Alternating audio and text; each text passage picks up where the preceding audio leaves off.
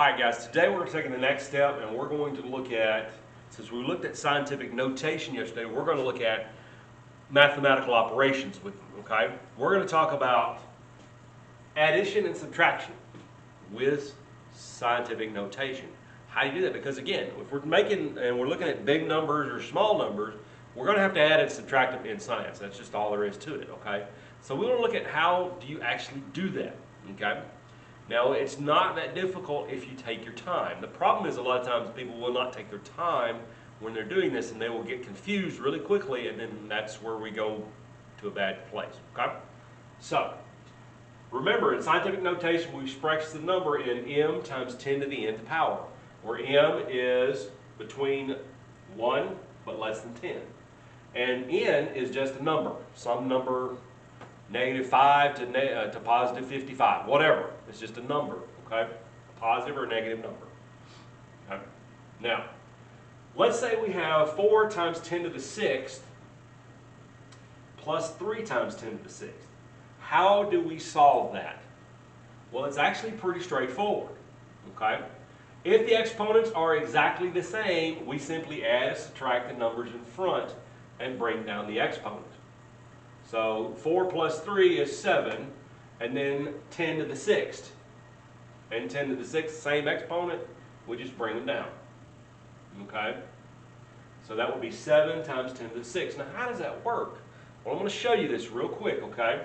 I want to show you this so that you can see what I'm talking about here. Okay? There we go. If we take 4 times 10 to the 6th, let's go back for just a second. Let's get this out of the way. What is 4 times 10 to the 6th? Well, if we convert that to standard number, right, we'll go 4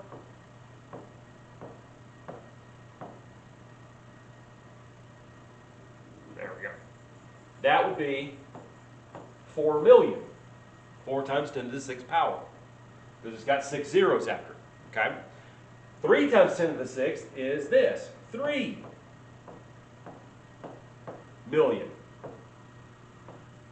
So when you add those up, obviously 4 million plus 3 million is 7 million.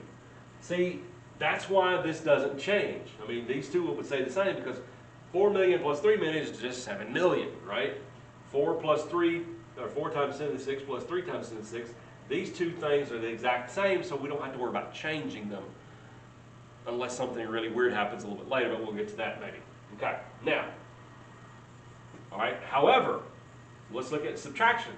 So what's 4 minus 4 times 10 to the 6 minus 3 times 10 to the 6? Well, that's the same thing, isn't it? So what's 4 minus 3? 4 minus 3 is 1 times 10 to the 6th. Well, what's 4 million minus 3 million? Well, it's a million, isn't it? You see what I'm talking about? That's pretty straightforward, isn't it? Okay. But again, y'all already know this. Stuff isn't going to always be straightforward, is it? There's going to be problems with that. There's going to be things that aren't going to be the same with it if we're not careful. And that's going to happen. That's just part of life. So, that's why it's easy, right? It's super duper easy, even for you and for me. Now, however, if the exponents aren't the same, we must move a decimal to make them the same. All right, 4 times 10 to the 6th plus 3 times 10 to the 5th. Those two are not the same, are they? One's a 6, one and a 5. Here's the thing, though. We got to move one of those, the 6 or the 5, to make them the same. Now, how are we going to do that, you ask, right? Well, actually, it's not too difficult, but you got to be careful. So here, let's take an example of this. Student A over here, he wants to do it this way. He wants to take this and go, I'm going to move that guy over to make that number that. See, if I move that decimal over one spot and make it 40, it'll be times 10 to the 5th. Okay? Do we want to do that though? Well, let's do it. Well, if I add those up, it's going to be 43 times 10 to the 5th. So y'all answer me this. Is this good scientific notation? No, it's not, obviously. Remember, scientific notation has to be between 1 and 10, basically. 43 is not less than 10 but greater than 1, is it? So what I'd end up having to do is actually have to move that thing over again, wouldn't I? I'd have to sit here and move it back and then convert it to 4.3 times 10 to the 6th. That just gives me an extra step, doesn't it? And y'all know this. We don't want to have any more extra steps than absolutely necessary, do we? We don't want any more steps than we absolutely need. So, that ain't going to work. No, let's not do it that way. That's an extra step. Who don't want to do that? So let's move the smaller one, okay? So let's do student B. He has 4.00 times 10 to the 6th plus 3.00 times 10 to the 5th. Well, if I move this guy over 1 and make it 0.3 times 10 to the 6th, and I add those up, then I get 4.3 times 10 to the 6th.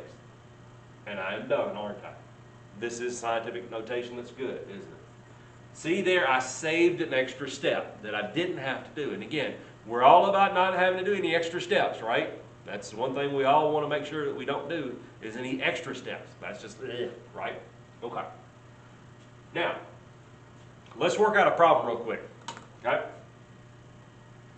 Let's look at 2.37 times 10 to the negative 6th power, okay?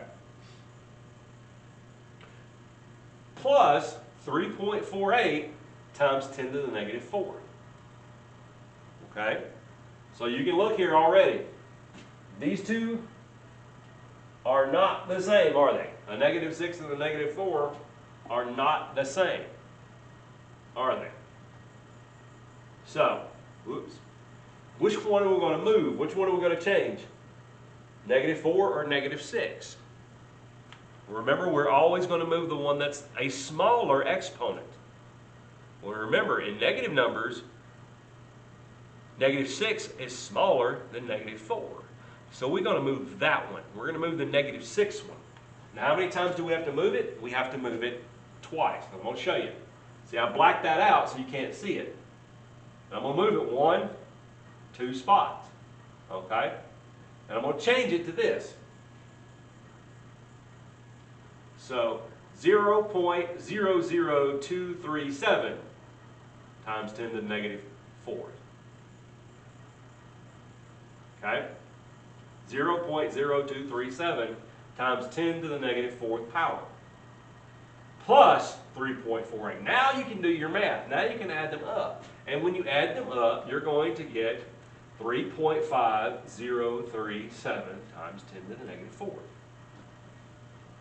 Now see how easy that is? It's not difficult if you take your time.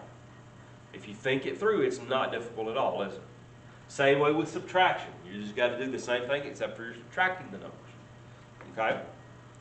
And we're going to do some more later, some more practice. And I've given you a paper when you left that had some scientific notation problems on it. We're going to work on some of those. And I'll probably send you an email later today with some more on there, okay? So be looking for that, and that way you can practice them this afternoon and this weekend. All right?